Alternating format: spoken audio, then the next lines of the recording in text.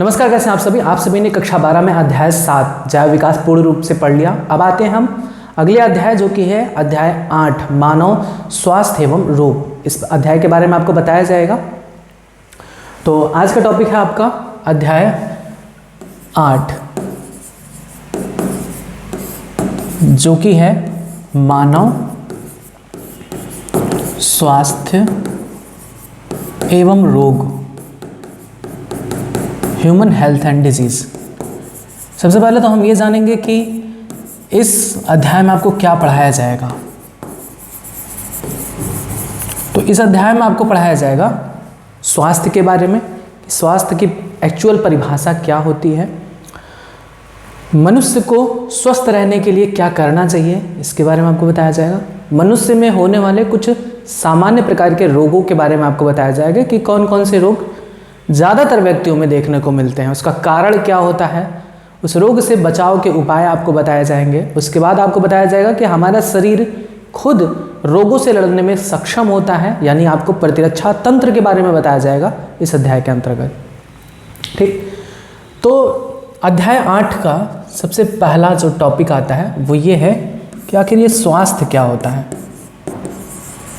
स्वास्थ्य यानी हेल्थ क्या है, इसकी परिभाषा क्या होगी।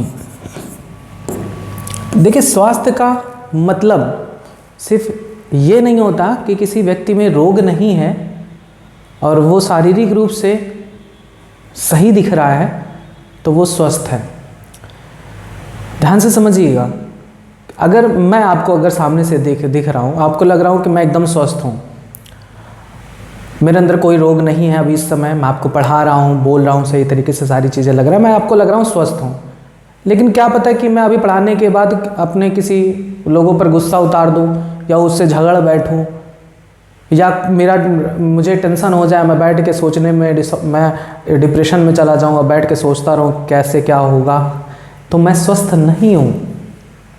देखिए, स्वास्थ्य की जो परिभाषा है वो सिर्फ इतना नहीं है कि अगर आपके शरीर में कोई रोग नहीं है तो आप स्वस्थ हो, नहीं। स्वास्थ्य की जो परिभाषा है उसमें संपूर्ण स्वास्थ्य आता है, यानी आप शारीरिक रूप से स्वस्थ हो, यानी आपका शरीर पूरी तरीके से स्वस्थ हो, कोई रोग ना हो। दूसरा, मानसिक रूप से आप स्वस्थ हो, यानी आप कोई चिंता नहीं कर रहे हो, डिप्रेशन नहीं है, स्ट्रेस नहीं है, आपके पास ये चीज़ें नहीं हैं, यानी आप मानसिक रूप से भी स्वस्थ हो। तीसरा, सामाजिक रूप से स्वस्थ हो, यानी समाज में आपका व्यवहार कैसा है, कुशल है या आप एग्रेसिव रहते हो, गुस्सैल टाइप के हो आप। तो अगर आप गुस्सैल टाइप के हो, एग्रेसिव हो, आप किसी से बोलना नहीं चाहते तो आप सामाजिक रूप से स्वस्थ नहीं हो। ठीक है, तो स्वास्थ्य की परिभाषा क्या है? आप शारीरिक रूप से भी स्वस्थ हो, यानी आपके अंदर कोई रोग ना हो, शरीर आपका स्वस्थ हो। दूसरा, मानसिक रूप से आप स्वस्थ हो, यानी आप चिंता वगैरह ना करते हो, माइंड एकदम आपका फ्री होता है। तीसरा, सामाजिक रूप से स्वस्थ हो, आप किसी भी व्यक्ति पर गुस्सा नहीं करते या फिर आपका व्यवहार अन्य से कुशल है। तो अगर ये तीनों चीज़ें फॉलो करती हैं तब आप कह जाते हो कि आप स्वस्थ व्यक्ति हो। अगर इन तीनों में कुछ भी गड़बड़ है तो आप स्वस्थ नहीं कहलाओगे। मान लो कि आपके शरीर में कोई रोग नहीं है और आप गुस्सैल टाइप के हो, कहीं भी जाकर मारपीट कर लेते हो, तो सामाजिक रूप से आप स्वस्थ नहीं हो, तो आप स्वस्थ नहीं हो। आपके अंदर रोग नहीं है, आप सामाजिक रूप से भी सही हो, ठीक ठाक सबसे व्यवहार करते हो, आप मानसिक रूप से परेशान हो, चिंता करते हो, स्ट्रेस करते हो, डिप्रेशन में चले जाते हो, तब आप स्वस्थ नहीं हो। तीनों रूप से स्वस्थ होना चाहिए, शारीरिक रूप से भी स्वस्थ हो, मानसिक रूप से भी स्वस्थ हो और सामाजिक रूप से भी स्वस्थ हो। ऐसा कहाँ पॉसिबल है? इन दोनों में से कहीं ना कहीं से तो इम्बैलेंस हो ही जाता है ना। तो तीनों को जब बैलेंस करेंगे तब आप स्वस्थ कहलाएंगे। तो स्वास्थ्य की जो परिभाषा है वो WHO के अकॉर्डिंग हम पढ़ेंगे। WHO एक संस्था है जिसे कहते हैं World Health Organization, World Health Organization, विश्व स्वास्थ्य संगठन। ठीक है, विश्व स्वास्थ्य संगठन ये एक ऑर्गेनाइजेशन है जिनका काम है विश्व में जागरूकता फैलाएं रोगों के बारे में, लोगों को स्वस्थ रहने के लिए टिप्स बताएं, ये सारी चीज़ें इनका काम होता है। और कोरोना के टाइम में ये काफ़ी फेमस भी थे, महामारी घोषित किया था इन्होंने कोरोना को। नज़र रखे रहते हैं पूरे वर्ल्ड में कहाँ पर कौन सा रोग फैल रहा है, क्या उसका उपचार होना चाहिए, उस देश को सहायता करते हैं कि आप ये चीज़ें करो कि आपके देश के वासी सही रहें। तो WHO जो है स्वास्थ्य की परिभाषा देते हैं, ये इंग्लिश में ही देंगे क्योंकि फॉरेन कंट्री के हैं ये कहते हैं कि health is a state of complete physical,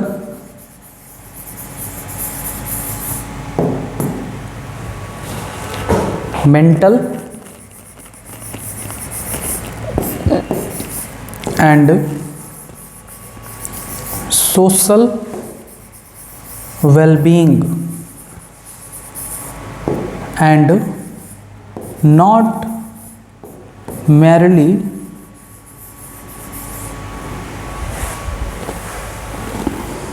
an absence of disease, याद करिए, और infirmity।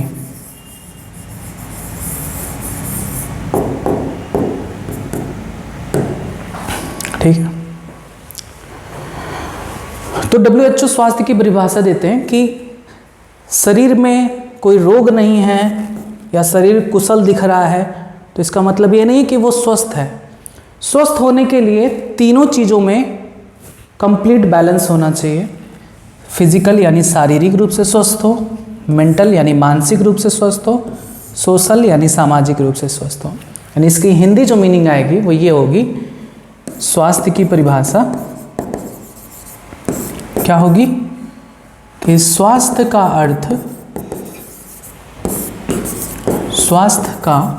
अर्थ केवल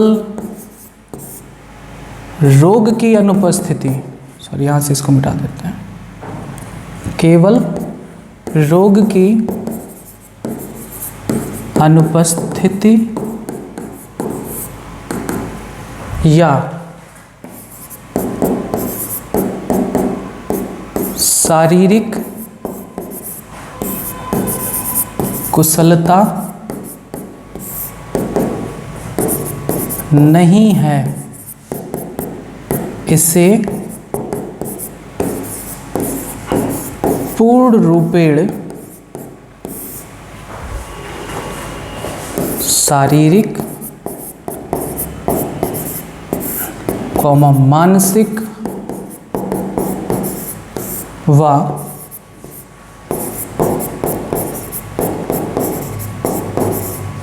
सामाजिक स्वास्थ्य के रूप में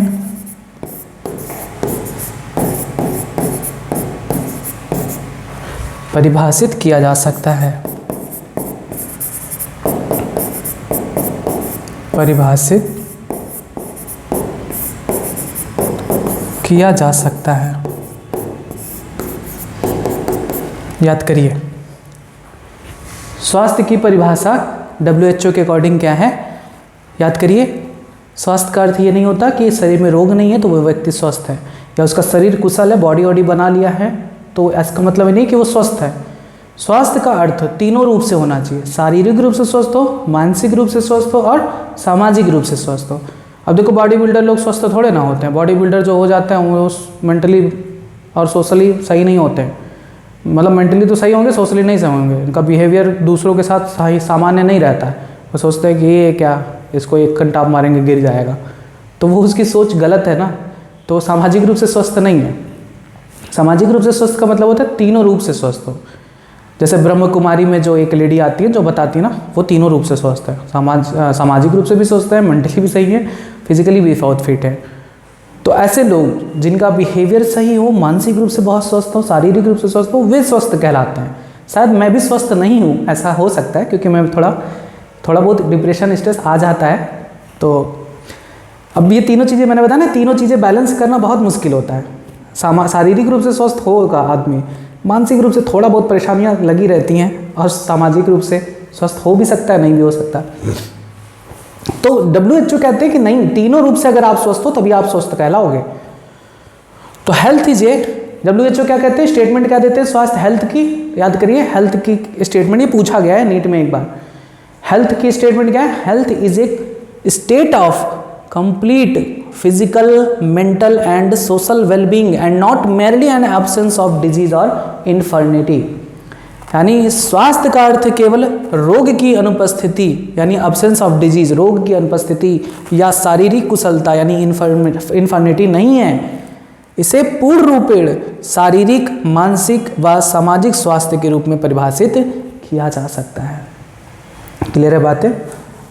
तो आपने स्वास्थ्य की परिभाषा समझ ली कि स्वास्थ्य की परिभाषा क्या होता है कि मनुष्य जब तीनों रूप से स्वस्थ हो। तो अब आता है कि स्वास्थ्य का मानव पर क्या प्रभाव पड़ता है। नेक्स्ट टॉपिक,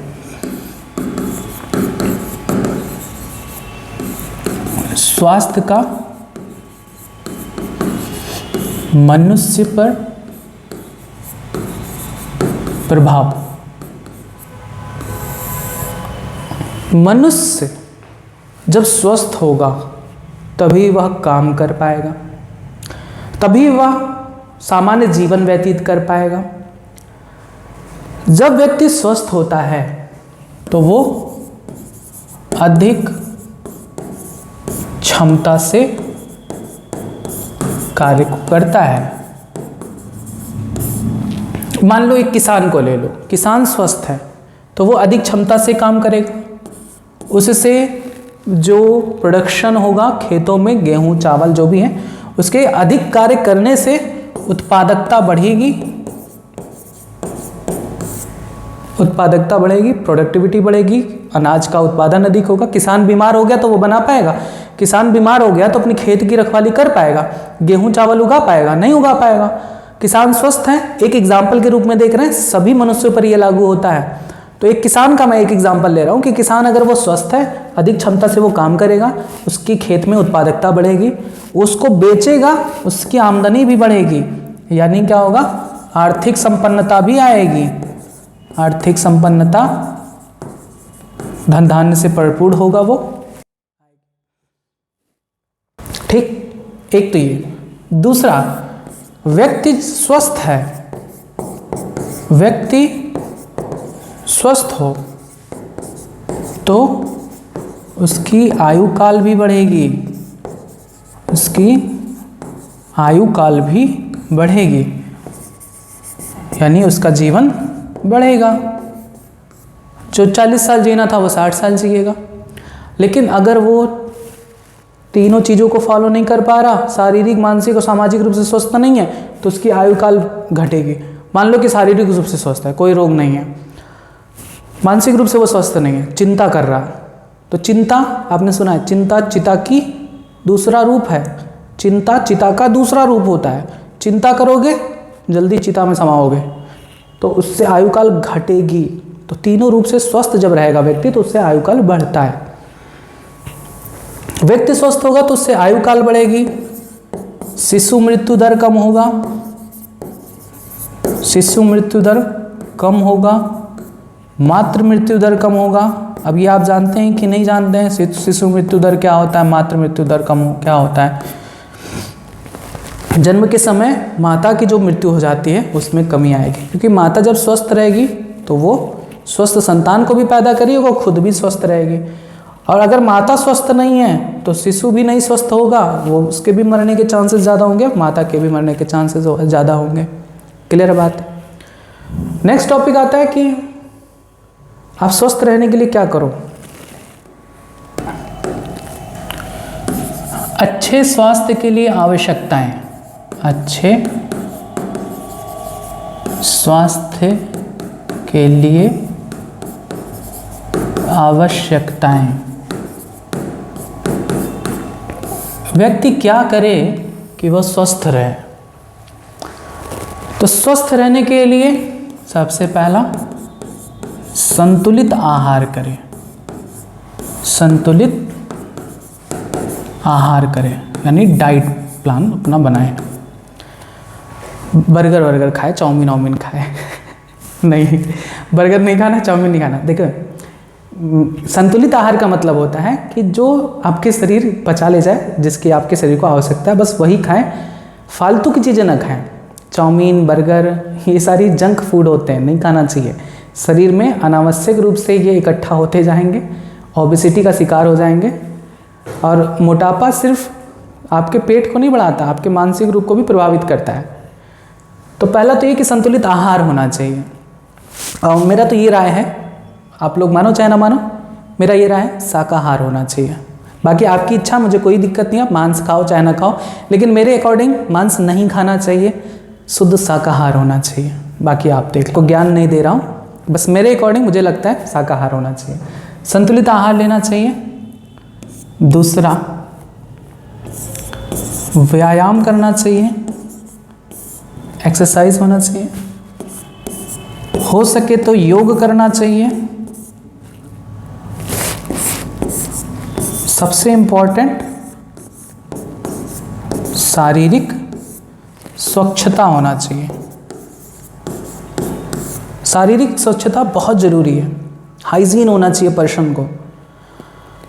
मतलब ठंडी आ रही है तो 2-3 दिन नहीं नहाओगे तो चलेगा, इसके अंतर्गत आता है बहुत मारेंगे, नहीं आता है। शारीरिक स्वच्छता में ये कभी नहीं आता कि आप नहाओ मत, डेली नहाओ, मजाक कर रहा था, ठीक है। चाहे ठंडी हो चाहे गर्मी हो, नहाने से नहीं डरना चाहिए। आप अपना एक रूटीन बनाए रहना चाहिए कि हमें इस टाइम को ये अपना काम करना है, नित्य कर्म आपको उस समय पर ही करना चाहिए। तो डेली नहाया करिए और स्वच्छता बनाए रखिए, शारीरिक स्वच्छता बनाए रखिए। और इसके साथ साथ आप रोगवाहकों का नियंत्रण करिए। रोगवाहक कौन होते हैं अभी आपको बताएंगे। एक होता है रोगजनक, एक होता है रोगजनक, जिसे कहते हैं पैथोजन। तो रोगजनक जो होते हैं रोग पैदा करते हैं, शरीर में रोग को पैदा करते हैं। जैसे बैक्टीरिया है, एक रोगजनक है, विषाणु है, एक रोगजनक है, कवक है, एक रोगजनक है। तो रोगजनक वे जीव होते हैं जो शरीर में रोग पैदा करते हैं। और रोगवाहक यानी वेक्टर वे होते हैं जो इस रोगजनक को मनुष्य तक पहुंचाते हैं। यानी ये कह सकते हैं क्या है, गाड़ी घोड़ा है इनका, इन पर बैठेंगे और मनुष्य के शरीर में प्रवेश करेंगे। तो रोगजनक क्या होते हैं, रोग पैदा करते हैं। रोगवाहक रोग पैदा करने वाले जीवों को फैलाते हैं। तो रोगवाहक के अंतर्गत क्या आएगा, मच्छर, मक्खी, कॉकरोच, चूहे, ये सभी रोगवाहक होते हैं।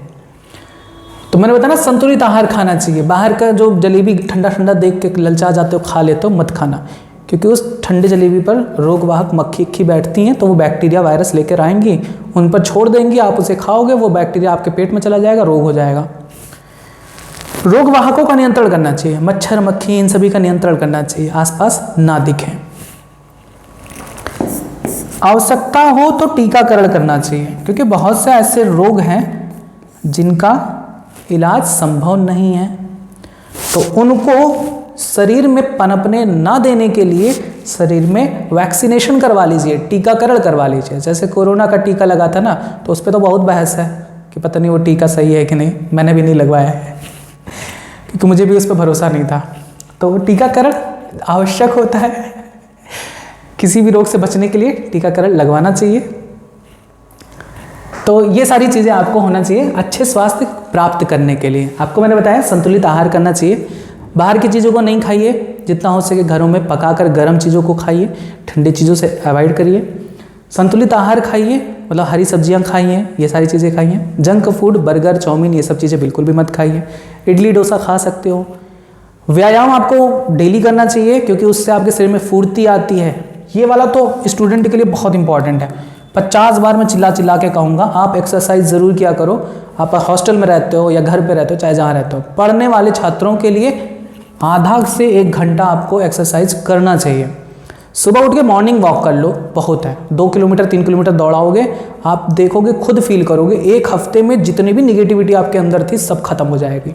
पढ़ने के लिए आप इतना जागृत हो जाओगे सिर्फ इसको करने से। अर्ली मॉर्निंग उठोगे, मॉर्निंग वॉक करोगे, देखना पूरा दिन आप कितना एक्टिव रहते हो। और अगर आप सुस्त पड़े रहे, 9-10 बजे उठ रहे हो, तब जिंदगी में कुछ नहीं कर पाओगे। योग करना चाहिए आपको, हो सके तो योग करिए, बाबा रामदेव जी जैसे पेट अंदर बाहर, सांस बाहर नीचे अंदर, ये सारी चीज़ें करनी चाहिए। शारीरिक स्वच्छता होना चाहिए, डेली नहाइए, साफ रखिए, अपने शरीर को साफ रखिए और हाइजीन तरीके से रहिए। और फेयर एंड लवली भी लगा सकते हो। रोग वाहकों का नियंत्रण, यानी मक्खी मच्छर, इन सभी को से बचना चाहिए, इन सभी को अपने आसपास नहीं होने देना चाहिए। इनके लिए ऑल आउट वगैरह लगाइए, फिनाइल वगैरह लगाइए। टीकाकरण करवाना चाहिए, यानी अगर आपको ऐसे किसी रोग का भय है और आपको लगता है कि ये होने के चांसेस है, तो आपको इसके टीकाकरण यानी वैक्सीनेशन करवाना चाहिए। बस अब इसके बाद आता है आपका नेक्स्ट टॉपिक।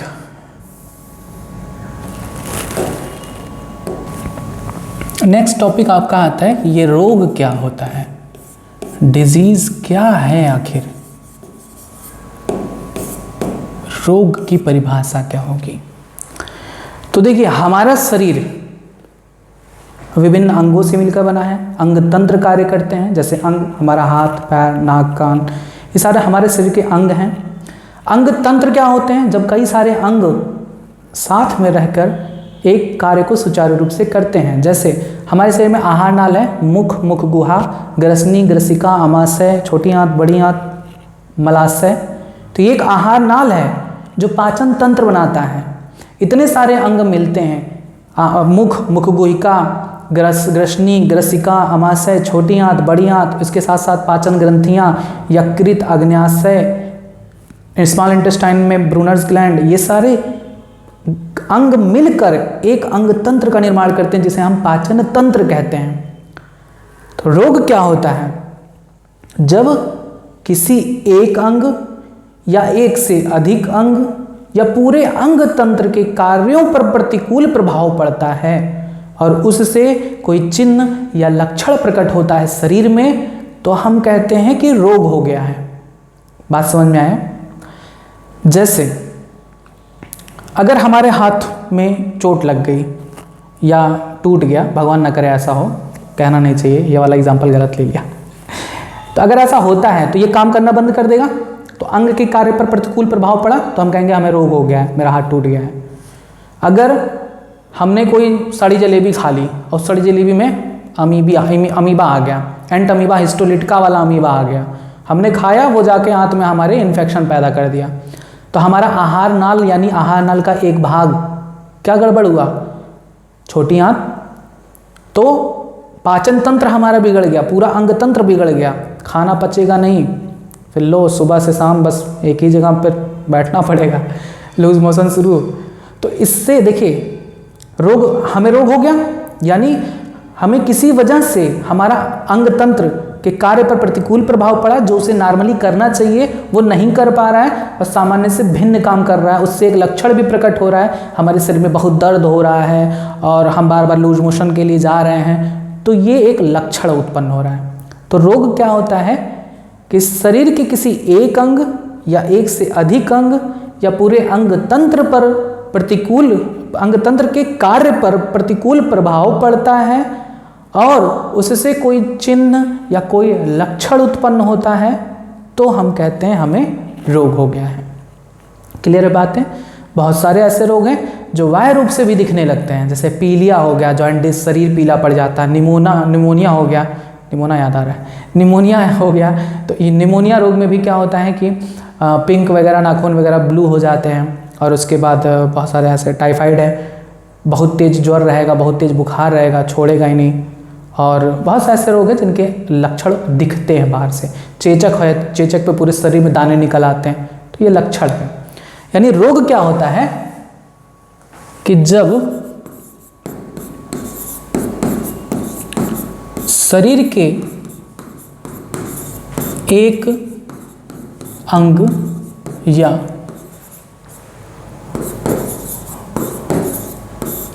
अधिक अंगों या अंग तंत्रों के कार्यों पर प्रतिकूल प्रभाव पड़ता है और जिससे कोई चिन्ह या लक्षण शरीर में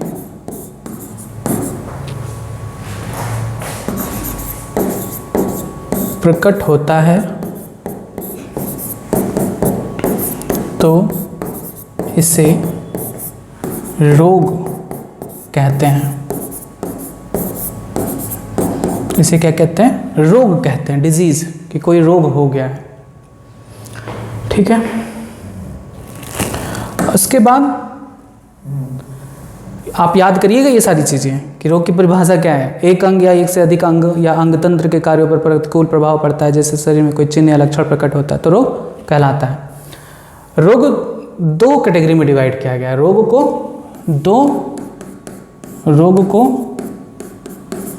दो समूहों में बांटा गया है।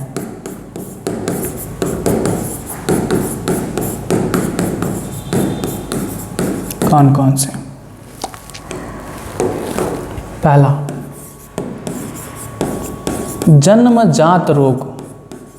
जन्मजात रोग इसे कहते हैं कॉन्जेनाइटल डिजीज। याद करिए, जन्मजात रोग या कॉन्जेनाइटल डिजीज।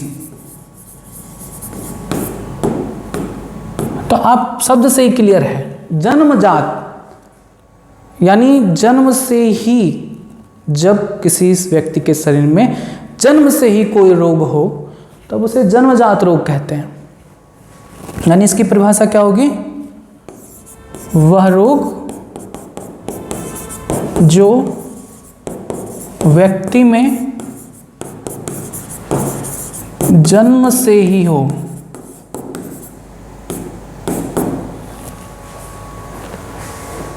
जन्म से ही कोई रोग कब पैदा होगा? देखिए, शरीर की बनावट है, शरीर में जो अंग हैं, अंग तंत्र हैं, उनका जो कार्य है, उसको करने के लिए जो इन्फॉर्मेशन होता है वो डीएनए के पास होता है। डीएनए पर उपस्थित जीन के रूप में होता है। अगर जीन में कोई गड़बड़ी आती है, उसके एलील में कोई परिवर्तन आता है, तब रोग पैदा होता है।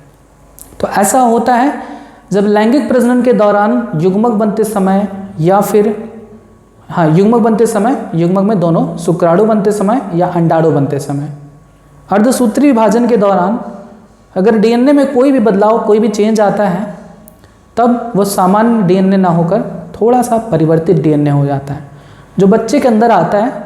और सामान्य डीएनए ना होकर वो जब उत्परिवर्ती या परिवर्तित डीएनए होता है तो सामान्य बच्चा ना पैदा करके रोगी बच्चा पैदा करता है, जिसे हम लोग रोगी कहते हैं, क्योंकि उसका डीएनए गड़बड़ है, तो उसका शरीर सही से नहीं बनता। तो जो आपने पढ़ा है चैप्टर नंबर 5 में, कैसे बहुत से रोग हैं बच्चों में जो डीएनए की गड़बड़ी से होते हैं, गुणसूत्र की गड़बड़ी से होते हैं। कौन कौन से आपने पढ़ा है? Turner syndrome, down syndrome,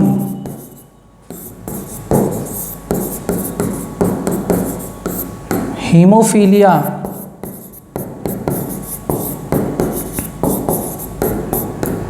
वर्णांधता। ये सारे जो रोग हैं ये डीएनए की गड़बड़ी की वजह से होते हैं। आपने पढ़ा है चैप्टर नंबर 5 में। तो ये जन्म से ही बच्चे में पाए जाते हैं, क्योंकि इसका डीएनए गड़बड़ है तो उसके शरीर में वो चीज़ें गड़बड़ बनेगी ही बनेगी। तो जैसे पैदा होगा उसमें वो चीज़ें, लक्षण दिखेंगी। टर्नर सिंड्रोम पता है आपको, लड़की में लड़का जैसा, लड़का लड़की जैसा हो जाता है। डाउन सिंड्रोम, माथा चौड़ा और भौहें छोटी, आंखें छोटी, शरीर छोटा, बहुत सारे चेंजेस होते हैं। ज़्यादा दिन तक वो जी भी नहीं पाता बच्चा। हीमोफीलिया आपको पता है, जरा से भी कट जाए तो खून बहता ही रहता है। वर्णांधता, वर्णांधता यानी वर्णों में विभेद नहीं कर पाता, लाल हरे रंग में विभेद नहीं कर पाता। तो ये जन्मजात रोग हैं जो जीवों में, व्यक्ति में जन्म से ही पाए जाए। ऐसे रोग जो व्यक्ति में जन्म से ही पाए जाएं जन्मजात रोग यानी कॉन्जेनाइटल डिजीज कहलाते हैं। एग्जाम्पल आपके इतने हैं, और भी हैं जो मैंने आपको बताया है। दात्र कोशिका अरक्तता ये भी है। दूसरा क्या है? जन्मजात रोग आपने पढ़ लिया। दूसरा उपार्जित रोग। उपार्जित रोग जिसे कहते हैं एक्वायर्ड डिजीज। बहुत से ऐसे लकी पर्सन हैं, बहुत से ऐसे लकी पर्सन हैं जो इन रोगों से बचे जाते हैं। मैक्सिमम तो नहीं होता ये सारी चीज़ें, बहुत रेयर केस में ये सारी चीज़ें होती हैं, ये रोग। लेकिन ऐसा कोई व्यक्ति नहीं होगा जिसको उपार्जित रोग ना हुआ हो। उपार्जित रोग क्या होता है? जन्म के पश्चात, जन्म के बाद होने वाले रोग।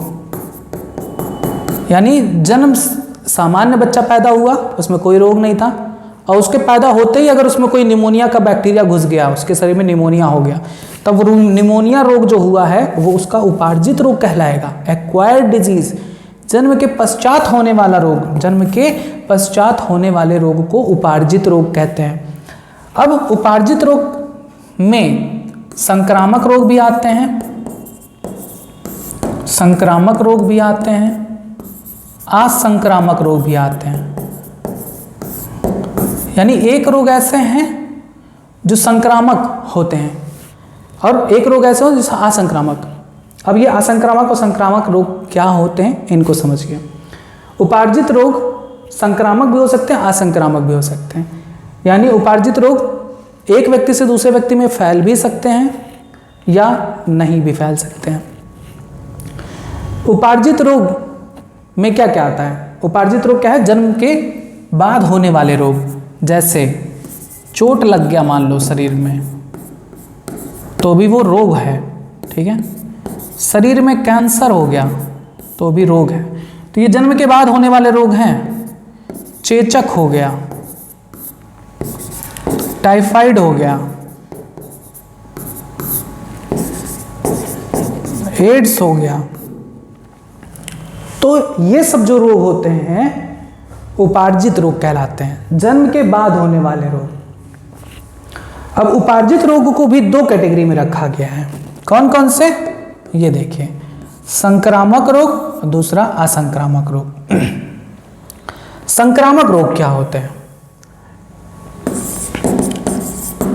संक्रामक रोग यानी इन्फेक्शियस डिजीज।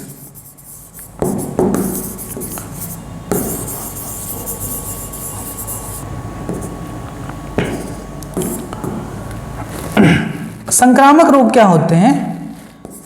ऐसे रोग जो संक्रमित व्यक्ति से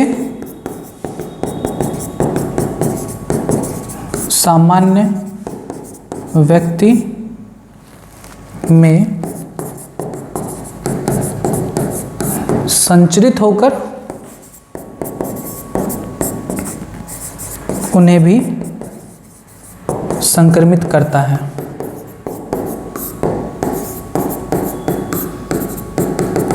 देखिए, ऐसे रोग जो एक व्यक्ति से दूसरे व्यक्ति में फैलता है, छुआछूत का रोग जिसे हम कहते हैं, एक ऐसा रोग जो एक व्यक्ति से दूसरे व्यक्ति में फैलता है, ऐसे रोगों को हम संक्रामक रोग यानी इन्फेक्शियस डिजीज कहेंगे। कोरोना भी एक संक्रामक रोग है। छूने से, खांसने से, पास बात करने से, बहुत सारी चीज़ों से ट्रांसमिट होता है डिजीज। तो ऐसे रोग जो व्यक्ति से व्यक्ति में फैलते हैं उन्हें संक्रामक रोग कहते हैं। जैसे चेचक यानी small pox is a infectious disease. किसी व्यक्ति को चेचक है तो उससे दूसरे व्यक्ति को भी चेचक हो सकता है। इसको छोटी माता बड़ी माता कहते हैं, ठीक है। तो ये फैलने वाला रोग है। टाइफाइड नहीं, एड्स भी क्या है? संक्रामक रोग है। टीबी यानी ट्यूबरकुलोसिस, ये भी एक क्या है, संक्रामक रोग है, एक व्यक्ति से दूसरे व्यक्ति में फैलता है। यानी वो रोग जो एक व्यक्ति से दूसरे व्यक्ति में फैलता है, यानी कोई संक्रमित व्यक्ति है, मान लो किसी व्यक्ति को चेचक है, किसी सामान्य व्यक्ति के पास गया, बोला, बात किया, हाथ हाथ मिलाया, उसको हो गया, सामान्य व्यक्ति को हो गया। तो जो सामान्य व्यक्ति को संक्रमित कर दे वह रोग संक्रामक रोग कहलाता है। ठीक है, इसमें आपका कोरोना वगैरह भी आएगा, जुकाम वगैरह आएगा, जो कि इस टाइम बहुत चल रहा है। जिसको भी खांसी छींक आ रही है, भैया दूर रहना, मत जाना उसके पास। कब वो खांसी जुकाम आपको पकड़ ले पता नहीं चलेगा।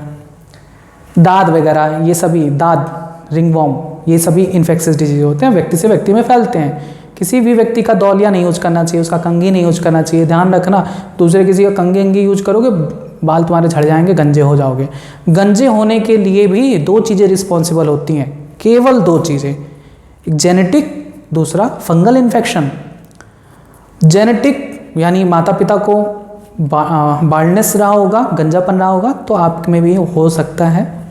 और फंगल इन्फेक्शन यानी अगर आप किसी दूसरे व्यक्ति को जो अनहाइजीन है, जिसको दाद वगैरह के रोग है, आपको पता नहीं चलेगा, अंदर ही अंदर उसके सर में, स्कैल्प में रिंगवॉर्म है, आपको नहीं पता चलेगा, वो कंघी से बाल झाड़ रहा है, आपको दे दिया, मित्रता में आपने भी मना नहीं किया, अरे मेरा तो जिगरी यार है, इसके सारी चीज़ों को हम यूज कर सकते हैं। बाल से आप उसके झाड़ोगे, आपके भी सिर में रिंगवॉर्म हो जाएगा, बाल लाल झड़ जाएगा, गंजे हो जाओगे। संभल के रहा करो।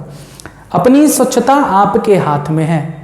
ज़्यादा दोस्ती यारी इन चीज़ों में नहीं करनी चाहिए, अपनी चीज़ों को शेयर नहीं करना चाहिए, जहाँ तक हो शारीरिक स्वच्छता को बनाए रखना चाहिए। तो ये सब संक्रामक रोग है। असंक्रामक रोग क्या है? असंक्रामक रोग ऐसे रोग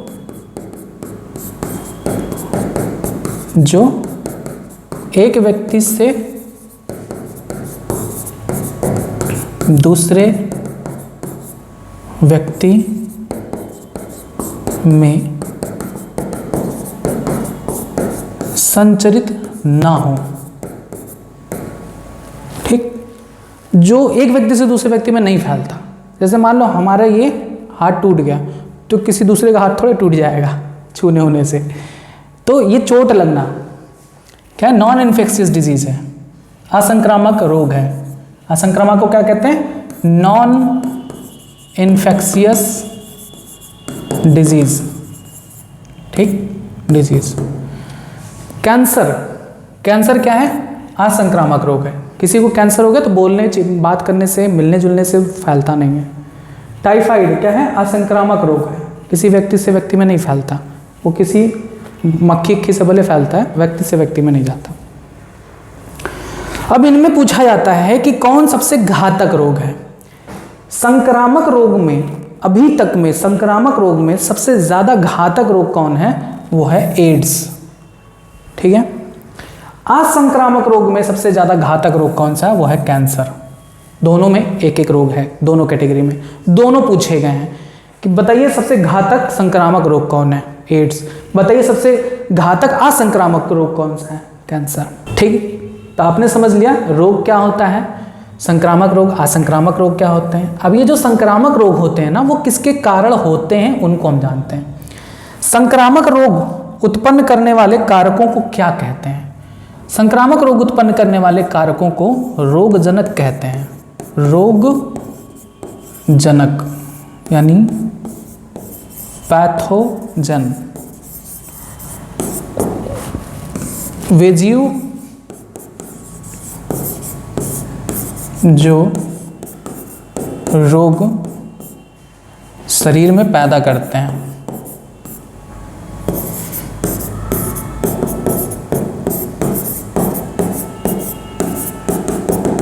जैसे बहुत से जीवाणु ऐसे हैं जो शरीर में रोग उत्पन्न करते हैं। बैक्टीरिया, जैसे ट्यूबरकुलोसिस का बैक्टीरिया माइकोबैक्टीरियम ट्यूबरकुलोसिस, टिटनेस का क्लास्ट्रीडियम टिटैनी। तो ये सब जीवाणु हैं जो रोग उत्पन्न करते हैं। विषाणु जैसे कोरोना वायरस, सर्दी का वायरस राइनो वायरस, कवक यानी फंजाई, इससे भी बहुत सारे रोग उत्पन्न होते हैं। इनमें जो सबसे टॉप 1 पे है जो कवक रोग उत्पन्न करता है वो दाद है। तो दाद रोग उत्पन्न करने वाले कवक कौन कौन से? एपिडर्मोफाइटॉन, ट्राइकोफाइटॉन एटसेट्रा आगे बताया जाएगा। कवक और प्रोटोजोआन, प्रोटोजोआ में अमीबिक पेचिस मिट्टी में पाया जाता है। जो बच्चे होते हैं ना मिट्टी में खेलते हैं, अमीबा कहीं उसके शरीर में घुस गया ना तो डायरिया और लूज मोशन सब कुछ होने लगता है, खूनी पेचिस आने लगता है। प्रोटोजोआन, क्योंकि अमीबा प्रोटोजोआ होता है तो प्रोटोजोआ के द्वारा भी रोग उत्पन्न होता है, जिसका एक एग्जाम्पल अमीबी पेचिस है। कृमि यानी वर्म, वर्म क्या होते हैं? केचुए जैसे होते हैं। कहते हैं ना पेट में कीड़ा पड़ गया, केचुआ पड़ गया। केचुआ अलग है, कृमि अलग है, वर्म अलग है। तो ये कृमि क्या होता है? वर्म। मैंने आपको बताया कि इसमें आते हैं ascaris lumbricoides, taenia solium, wuchereria bancrofti, ये सभी कृमि में आते हैं। तो ये भी रोग उत्पन्न करते हैं। आपने अगर क्लास 11th में पढ़ा है प्राणी जगत तो उसमें आपने ये पढ़ा होगा इनके बारे में। एस्कैरियासिस रोग उत्पन्न करते हैं, एस्कैरिस लुम्ब्रिकॉइड्स। वाउचेरिया बैनक्राफ्टी हाथी पाँव उत्पन्न करता है। टीनियासिस टीनिया सोलियम पैदा करता है। तो ये सभी रोग पैदा करते हैं, यानी ये रोगजनक होते हैं जो रोग को शरीर में उत्पन्न करते हैं। जीवाणु, विषाणु, कवक, ये सभी जब शरीर में आ जाते हैं ना तो शरीर के कार्य को परिवर्तित करने की कोशिश करते हैं, सामान्य कार्य ना हो, भिन्न होने लगे। तो उससे हमारा शरीर भी इनके अगेंस्ट काम करने लगता है, इनको मारने के लिए काम करता है। तो उससे शरीर गर्म होता है, बुखार होता है, हमें लक्षण शरीर में प्रकट होने लगते हैं। तो ये हो गया रोगजनक कि रोगजनक क्या होते हैं, वे जीव जो रोग पैदा करते हैं। तो अब हम ये जानेंगे कि आखिर ये जो रोग है, रोगजनक हैं, जीवाणु, विषाणु, कवक, ये मनुष्य तक पहुँचते कैसे हैं? इनके पास कोई पंख अंख तो है नहीं कि उड़ के चले आएंगे मनुष्य के अंदर। विषाणु के पास भी कोई पैर हाथ है नहीं या पंख अंख है नहीं। कवक के पास भी ऐसा कुछ है नहीं, इनके पास भी ऐसा कुछ है नहीं, इनके पास भी ऐसा कुछ है नहीं कि ये चल वल के मनुष्य के शरीर में प्रवेश कर पाए, ऐसा कुछ भी नहीं है। तो आखिर ये पहुँचते कैसे हैं? विषाणु का मान सकते हैं, बहुत सारे जीवाणु, विषाणु, कवक वातावरण में उड़ते रहते हैं क्योंकि बहुत महीन है, उड़ सकते हैं, तो वे आ सकते हैं शरीर में। लेकिन बहुत से ऐसे जीवाणु, बहुत से ऐसे प्रोटोजोआन, बहुत से ऐसे कृमि हैं जो मनुष्य के शरीर में प्रवेश करने के लिए किसी अन्य जीव का सहारा लेते हैं। जैसे मच्छर का सहारा लेंगे, मक्खी का सहारा लेंगे, काकरोच का सहारा, चूहे का सहारा, इन सभी का सहारा लेकर हमारे शरीर में प्रवेश करते हैं। तो वे जीव जिनका सहारा लेकर ये मनुष्य के शरीर में पहुंचते हैं, उन्हीं जीव को कहते हैं रोगवाहक यानी वेक्टर। क्लियर है बात? वह जीव जो रोगजन को यानी पैथोजेंस को मनुष्य तक पहुंचाते हैं।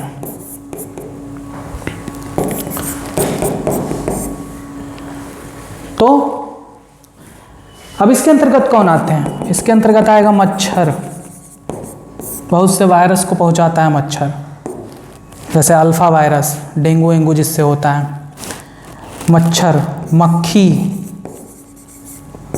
चूहा, कॉकरोच, ये सभी, तो ये सभी रोगवाहक हैं।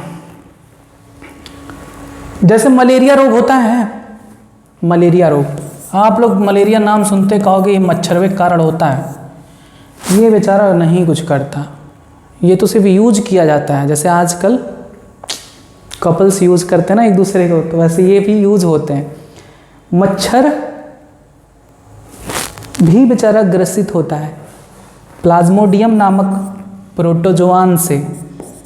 प्लाज्मोडियम ये एक प्रोटोजोआन है जो इसके शरीर में प्रवेश कर जाता है और इसके शरीर के माध्यम से मनुष्य में मलेरिया रोग उत्पन्न करता है। तो आप मलेरिया का नाम सुनते ही मच्छर का नाम ले लेते हो। मच्छर तो सिर्फ रोगवाहक है, ये बेचारा कुछ नहीं करता, ये तो आता है हमारे शरीर में खून चूसने, अपना जो काम है वो करने आता है। काम के बड़े पक्के होते हैं, खून चूसेंगे तो चूसेंगे। तो ये खून चूसने आते हैं, लेकिन इनके शरीर में प्लाज्मोडियम बैठा रहता है। प्लाज्मोडियम मौका देख के चौका लगा देता है, हमारे शरीर में प्रवेश कर जाता है, मलेरिया रोग उत्पन्न कर देता है। क्लियर है? तो मच्छर क्या करता है, रोग जनक को मनुष्य तक लेकर जाता है, इसलिए मच्छर क्या है, रोग वाहक है। मक्खी है, मक्खी सब जगह बैठती है, गोबर पर भी बैठती है, गंदी जगहों पर भी बैठती है, मल मूत्र में बैठती है, फिर वही जहाँ बैठी है उस नहाती तो है नहीं मक्खी, चाहे ठंडी हो चाहे गर्मी हो, नहाएगी तो है नहीं। तो वो उसी रूप में जहाँ बैठी है उसी रूप में चली आती है, हमारे खाने पीने वाले सामानों पर बैठती है। तो जब गंदे स्थानों पर जाती है तो वहाँ से गंदगी लेकर आती है। प्रोटोजोआन, अमीबा वगैरह, एंट अमीबा हिस्टोलिटिका, अन्य जीवाणु, बैक्टीरिया, इन सभी को अपने हाथ पैर में चिपका लेती है और वही हाथ पैर लेकर जलेबी समोसे पर बैठ जाती है। तो उस समोसे जलेबी पर वो चीज़ें पहुंच जाती हैं, दिखती नहीं है क्योंकि ये सभी एक कोशिकीय होते हैं, दिखेंगे नहीं। एक कोशिकीय जीव नेक्ड आइज से, नग्न आँखों से नहीं देखी जा सकती। तो उन समोसे जलेबियों पर मक्खी इनको पहुंचा देती हैं। जब हम खाते हैं तो वो हमारे शरीर में प्रवेश करके रोग उत्पन्न कर देती हैं। क्लियर बात है? इसी तरीके से चूहा है, घरों में नाली नालों में घुसता रहता है, वहाँ से गंदगी हाथ पैर में चिपका कर हमारे रसोई घर में खाने पीने को सामग्री में पहुँचा देता है, पता नहीं चलता, हमें रोग हो जाता है। समझ में आया कि रोग जनक क्या है, जो रोग को पैदा करते हैं। रोगवाहक कौन है, जो इन रोग जनकों को मनुष्य तक लेकर आते हैं। क्लियर बात है? अब इसके बाद आता है एक नेक्स्ट टॉपिक जो कि है उद्भवन काल। उद्भवन काल जिसे कहते हैं इंक्यूबेशन पीरियड। इंक्यूबेशन पीरियड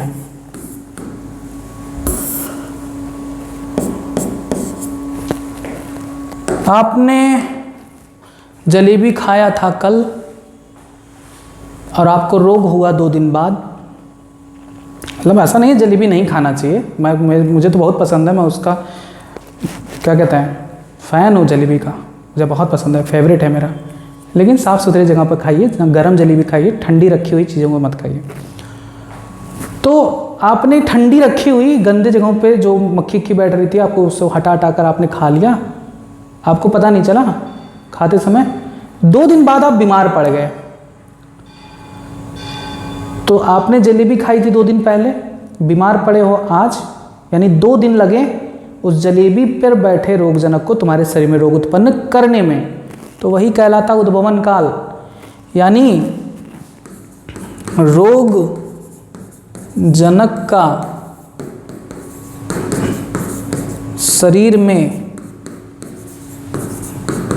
प्रवेश करने और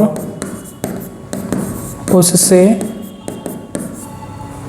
उत्पन्न रोग के लक्षण प्रकट होने के मध्य का समय क्या कहलाता है, उद्भवन काल। तो हमें पता नहीं चलता है कि आखिर हमें रोग कैसे हो गया। तो जब आपके पापा डांटते हैं कि बाहर का खाया था, नहीं बाहर का मैंने आज कुछ खाया ही नहीं, तो आज नहीं खाए थे, 2 दिन पहले तो खाए थे ना, तो वही असर दिखा रहा है। तो उद्भवन काल क्या होता है कि रोगजनक का शरीर में प्रवेश करने और उससे शरीर में उत्पन्न रोग के लक्षण प्रकट होने तक का समय जो होता है उसको उद्भवन काल कहते हैं। जैसे 2 दिन पहले आपने जलेबी खाया और आज आपको अगर बीमार पड़े तो आपका जो उसका रोगजनक का जो उद्भवन काल है वो 2 दिन कहलाएगा। ऐसे बहुत से रोग हैं जो तुरंत नहीं दिखाई देते। एड्स भी शरीर में पहुंचता है ना तो 1 आध महीने लेता है, 1 आध साल भी ले लेता है लक्षण को प्रकट करने में, तो तुरंत लक्षण प्रकट नहीं होते। तो जितना समय लगता है लक्षण प्रकट होने में और रोगजनक के शरीर में आने और लक्षण प्रकट होने के बीच का जो समय होता है उसे हम उद्भवन काल कहते हैं। बस आज का टॉपिक इतना ही। आपको आज के बारे में इस अध्याय के बारे में बताया गया कि क्या आपको पढ़ना है। आपने रोग के बारे में पढ़ लिया, रोगजनक रोगवाहक के बारे में पढ़ लिया, स्वास्थ्य के बारे में पढ़ लिया, स्वास्थ्य कैसे आप अपने मेंटेन रखें इसके बारे में आपने जाना। अब इसके बाद आता है भाग 2 में इसके बारे में बताया जाएगा कि कौन कौन से रोग ऐसे हैं जो सामान्यतः मनुष्य में होते हैं, उनका कारण क्या है, उनका उपचार क्या है। तो आपको भाग 2 के अंतर्गत बताया जाएगा। तब तक आप जुड़े रहिए यूट्यूब चैनल बायोलॉजी हिंदी के साथ। धन्यवाद।